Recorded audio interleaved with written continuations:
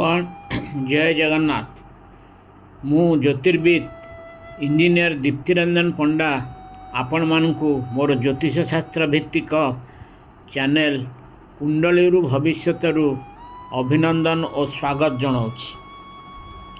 आज ज्योतिष शास्त्र रे गोटे अति गुरुत्वपूर्ण विषय रे आलोचना करिबा। यही आलोचना मोर परवर्ती 5-6टी वीडियो रे ऑडियो रे मु समाप्त करिया को चेष्टा करिबी।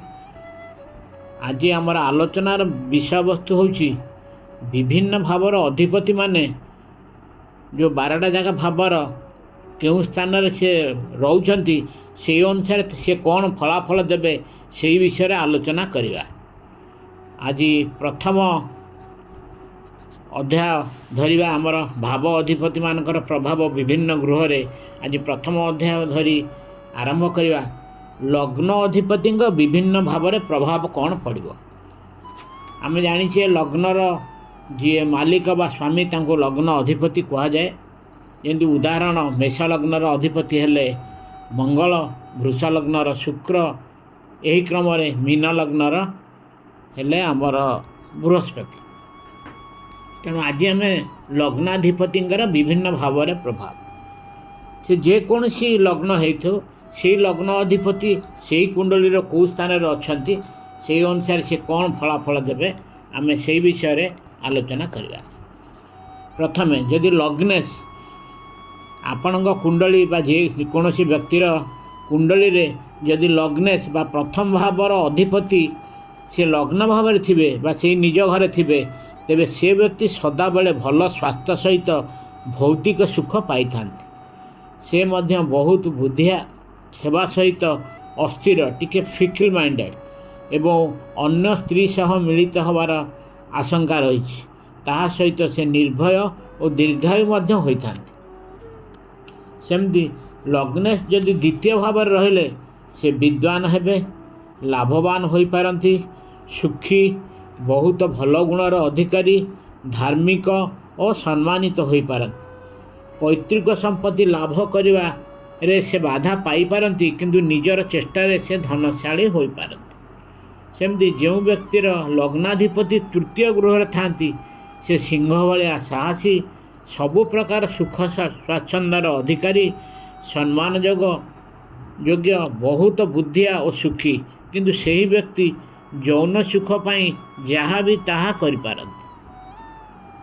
सेमती लग्नेश यदि चतुर्थ भाव रहिले से व्यक्ति धीर स्थिर, से निज चेष्टा समृद्धिशाली हुए, से आशावादी और सुंदर, सुख समृद्धि तांको पाखकु सहजरे मिले।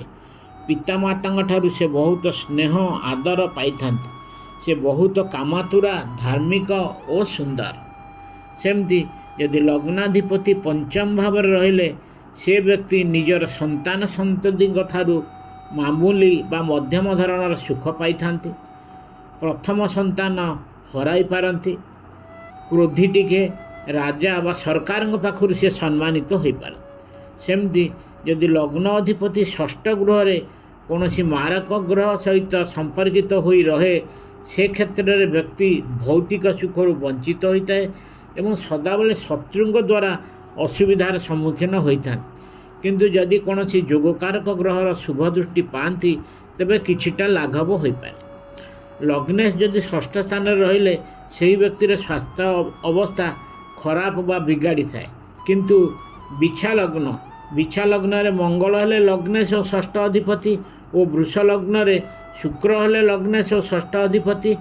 यदि ये स्थान लग्न थिबे बिछा बा वृष लग्न तेबे लग्नाधिपति षष्ठ स्थान रहिले स्वास्थ्य किछि बिगिड़ी न थाए। साधारणतः षष्ठ गृह रे लग्नाधिपति रहिले जातक बहुत धन और राजसम्मान प्राप्तिर संभावना थाए किंतु एकाधिक विवाह योग सहित निजर स्त्री को शीघ्र हराई पारत। सेमती यदि लग्नेश मारक यदि लग्नेश सप्तम स्थान रे रुहंती तेबे व्यक्तिर स्त्री अल्पायु होता। से लक्ष्यहीन भाव चारिआडे बुले, दरिद्र भी हो पारे। किंतु यदि लग्नेश जोगकारक होई सप्तम भाव लग्नेश यदि बली होई एवं शुभ ନିଚସ୍ଥ ନ ହୋଇ ସପ୍ତମ ଭାବରେ ରହିଲେ ସେ ରଜା ପରି ହୋଇପାରନ୍ତି। ଲଗ୍ନେଶ ଯଦି ଅଷ୍ଟମ ସ୍ଥାନରେ ରହିଲେ ବ୍ୟକ୍ତିର ସ୍ୱାସ୍ଥ୍ୟ ସଦାବେଳେ ଖରାପ ଥାଏ, ଦୁର୍ଭାଗ୍ୟ ତାର ପିଛା ଛାଡ଼ି ନଥାଏ, ତାର ବିବାହିତ ଜୀବନ ମଧ୍ୟ ନର୍କ ସଦୃଶ ହୋଇଥାଏ, ଅପଯଶ ତାର ପିଛା ଛାଡ଼ି ନଥାଏ। କିନ୍ତୁ ଲଗ୍ନେଶ ଅଷ୍ଟମ ସ୍ଥାନର ବ୍ୟକ୍ତି ରହିଲେ ବ୍ୟକ୍ତି ଦୀର୍ଘାୟୁ। କେବଳ ଗୋଟିଏ ଭଲ ଫଳ ଯେ ସେହି ବ୍ୟକ୍ତି ଅତ୍ୟନ୍ତ ମେଧାବୀ ହୋଇଥିବାରୁ ତାର ଶିକ୍ଷା ବହୁତ ଉନ୍ନତ ସ୍ତରକୁ ଯାଇଥାଏ। କିନ୍ତୁ ମେଷ ଓ ତୁଳା ଲଗ୍ନ କୁଣ୍ଡଳୀରେ ଲଗ୍ନେଶ ଯଥାକ୍ରମେ ମଙ୍ଗଳ, ଶୁକ୍ର ଓ ଅଷ୍ଟମ ଅଧିପତି ସମାନ ହୋଇଥିବାରୁ ଖରାପ ପ୍ରଭାବ ଅଷ୍ଟମ ଗ୍ରହର ହ୍ରାସ ହୋଇଥାଏ। ସେମିତି ଲଗ୍ନେଶ ଯଦି ନବମ ସ୍ଥାନରେ ରୁହନ୍ତି ସେହି ବ୍ୟକ୍ତି ମହାଭାଗ୍ୟବାନ, ଲୋକମାନଙ୍କର ଶ୍ରଦ୍ଧାଭାଜନ ହୋଇଥାନ୍ତି, ବିଷ୍ଣୁଙ୍କର ଜଣେ ପରମ ଭକ୍ତ, କର୍ମବୀର, ବାକ୍ପଟୁ ଏବଂ ସ୍ତ୍ରୀ, ପୁତ୍ର ଓ ଧନରେ ସୌଭାଗ୍ୟଶାଳୀ ହୋଇଥାନ୍ତି। ପିତାଙ୍କଠାରୁ ବହୁତ କିଛି ଲାଭବାନ ହୋଇଥାନ୍ତି। ସେହି ବ୍ୟକ୍ତି ପ୍ରତ୍ୟେକ କାର୍ଯ୍ୟରେ ସଫଳତା ପାଇଥାନ୍ତି। ସେମିତି ଲଗ୍ନେଶ ଦଶମ ସ୍ଥାନ ବା କର୍ମସ୍ଥାନରେ ଯଦି ରୁହନ୍ତି ସେ ବ୍ୟକ୍ତି ପୈତୃକ ସୁଖର ଅଧିକାରୀ, ସରକାରଙ୍କ ଠାରୁ ସମ୍ମାନିତ ହୋଇଥାନ୍ତି, ବହୁତ ଯଶର ଅଧିକାରୀ ଓ ନିଜ କର୍ମ ବଳରେ ବହୁତ ଧନର ଅଧିକାରୀ ହୋଇଥାନ୍ତି। ବ୍ୟକ୍ତି ନିଜର ଉଚ୍ଚ ଅଭିଳାଷ ସାକାର ହେବାରେ ସମର୍ଥ ହୋଇଥାନ୍ତି। ସେମିତି ଯଦି ଲଗ୍ନେଶ ଏକାଦଶ ସ୍ଥାନରେ ରହିଲେ ସେ ବ୍ୟକ୍ତି ଲାଭବାନ, ସୁଗୁଣର ଅଧିକାରୀ, ଯଶବାନ ଓ ଏକାଧିକ ପତ୍ନୀର ସୁଖ ପାଇଥାନ୍ତି। ସେମିତି ଲଗ୍ନେଶ ଯଦି ଦ୍ୱାଦଶ ସ୍ଥାନରେ ରହିଲେ ବ୍ୟକ୍ତି ଭୌତିକ ସୁଖରୁ ବଞ୍ଚିତ ହୋଇଥାଏ, ବେକାରରେ ଅର୍ଥ ବ୍ୟୟ ଓ ଅତ୍ୟଧିକ କ୍ରୋଧୀ ହୋଇଥାଏ। ବ୍ୟକ୍ତି କେବେ ବି ସୌଭାଗ୍ୟଶାଳୀ ହୋଇନଥାଏ, ଜୁଆଡ଼ି, ଚୋରିବୃତ୍ତି ଓ ଅନ୍ୟାନ୍ୟ କୁକର୍ମରେ ଲିପ୍ତ ଥାଏ, ବୃଥାରେ ଅପବ୍ୟୟ କରିଥାଏ। ଆଜି ପାଇଁ ଏତିକି। ଆମେ ପରବର୍ତ୍ତୀ ଅଧ୍ୟାୟରେ ବା ପରବର୍ତ୍ତୀ